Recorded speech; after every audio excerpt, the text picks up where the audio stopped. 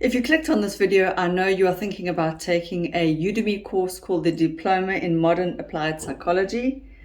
I just completed my studies not too long ago, so I've done that whole course. It's also available on his website, I think, or his organization called Ecology. So this course is sold on Udemy and on another platform, and the diploma is the Ecology one. I haven't got the Udemy one with me right now, but obviously, if you want to save time and you just want my quick overall rating of this course, I would give it an 8 out of 10. I would say it is definitely value for money, especially if you get it on a sale like I did. It was only 200 Rand or somewhere thereabouts. It is a lot of content. He covers, I think, the general overview of psychology, everything that we have today, and that is a good grounding. So I would say it's value for money. It is worth it. However, if you are more experienced in psychology, if you've read a lot of psychology, if you've already got counseling background, it might not be the course for you. It's generally, I would say, for younger people, people who are thinking about studying psychology, and people who are wanting to develop themselves. This course is really aimed at self-development and self-awareness. It didn't give me much of an understanding of other people, personality types, disorders, things like that. So the course, although there's a lot of material, which is really good, it can get a bit long-winded. There's a lot to plow through. There are just over 180 lectures. Each lecture is about 13 to 33, 35 minutes long. So on average, 20 minutes to half an hour long per lecture. It's divided into 8 sections. The introduction, where he also sort of prepares your mind for psychological thinking. Then they cover the 6 different schools of psychological thought, basically, which I will run through now. I made notes. The behavioral school, the psychoanalytical school, the developmental school, the cognitive school, the humanistic school, and the school of social psychology. And then the ending is the course summary and like the wrap-up. So it was well worth it. What I didn't get out of this course was deep, in-depth explorations into some of the top psychological thinkers of our time. I know we've all heard of Freud and Jung, but it didn't give me enough detail as to what really they sort of thought and stood for. We just touched upon certain elements of their psychological thinking. Whoever fell under the different schools of thought, he touched upon various models or various elements of what they proposed. Carl Rogers was somebody new who was introduced to me through this course, so that was very cool. One small criticism I have of this course, but that's because I'm an overachiever and a perfectionist, is that at the end, to get the diploma, there was no testing at all. So you just have to, I guess they're trusting that you've absorbed the information. And the diploma is really just a completion diploma. It doesn't allow you to go out and do any work in any psychological field. Now, for someone like me who has studied Psych 1, the first year of psychology through UNISA, UNISA is a South African online university. I did that in my mid-20s. And then I've self-studied by reading a lot of books, attachment theory books, relationship books, personality books. So I have already a base knowledge, which did help me with this course, but also a lot of the material was familiar. Nothing was too new. Nothing made me go, oh, wow. The whole course, it touched upon all the psychology information we have today, history, and then he would direct it back at you, the learner. So at the end of sort of each section, there would be questions for self-reflection. Now, these were all in a printable, downloadable workbook. It was a huge workbook.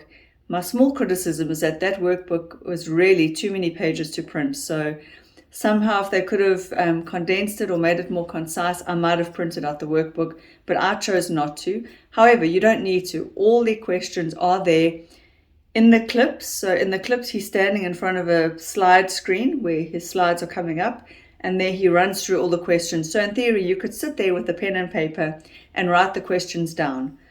I have to admit, I didn't take as much time as he suggested in answering all these questions. Again, being older, 43, I have done a lot of journaling, meditation, and self-evaluation. So I found some of the questions not that useful. Some were useful and some were very deep. Some were questions I would probably go back and ponder upon, like what are my core values? In what ways are certain things holding me back? There's a lot of those kind of questions, which I found valuable. So definitely this course would work for somebody who's in their 20s, who's young, and who is looking to understand themselves. One criticism I have is that he talks a lot about understanding yourself, and that will allow you to understand others. And then in relationship, if you know yourself better and you are giving off a better energy, or you're elevating yourself, it will elevate the relationship and you will be a better partner. But this only applies in relationships where there are two people who are putting in the work. There are some relationships that this does not apply to, and he doesn't mention those at all. Abusive relationships, relationships with people who are very rigid and fixed in their mindsets. Now, I know that may be outside the scope of this course, but he needs to make mention of that, because there are people like my father, for example, not a bad man, but very rigid and fixed, and he was not amenable to change. So no matter what I did, he would stay the same. And our relationship was a little bit tense. So there's an example where no matter what I did, nothing was going to change in the relationship. But in this course, Kain Ramsay, the course director, makes it sound like there's always hope for growth and change, and that almost anyone can grow and change. And while that may be true, the reality is that a lot of people don't actually change. A lot of people don't strive to open up their minds and become better human beings. So I think he needed to acknowledge that. Another thing he says a lot in the course, which I'm going to add one thing to, he says, the quality of your life is determined by the quality of the relationships that you keep. Now, he repeats that a lot. I'll say it again. The quality of your life is determined by the quality of the relationships that you keep. And I would add that also the quality of your life is determined by the quality of the thoughts that you think. And he didn't really go too much into that. A lot of the course was aimed at being a better person, and then how that would greatly enhance your relationships. So it was good. It was good.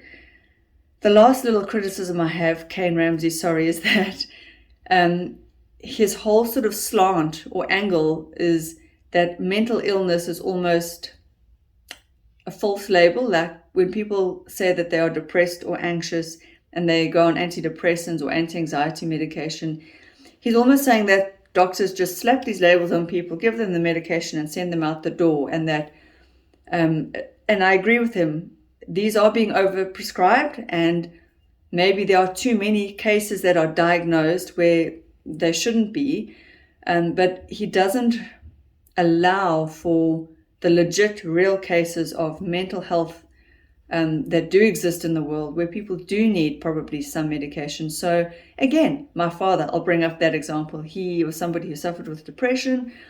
Probably if he had been more flexible in his thinking, he actually could have worked his way out of it, as Kain Ramsay is suggesting in this course, that if you work on yourself, you ask yourself the right questions, and you actually work on your mindset, you'll find that depression is actually just a state of hopelessness. But if you see that you have tools at your disposal through your thinking to change your circumstances, change your thinking, change your mindset, you won't be as depressed. You won't actually be depressed.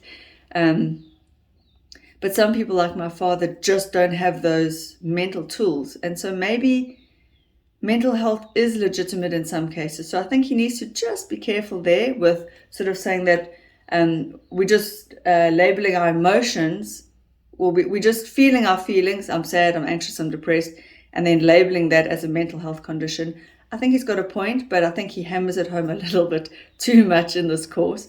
But overall, the course was really well structured. He put a lot of time and effort into it. And again, I'll wrap up by saying 8 out of 10, well worth it, especially like I got it on a discount. I do feel like I've learned and grown, and I'm richer for it. And with this diploma behind me, I feel I'm better equipped to make better YouTube videos. I hope this video was helpful. I hope you do go ahead and enjoy your course if you choose to do one.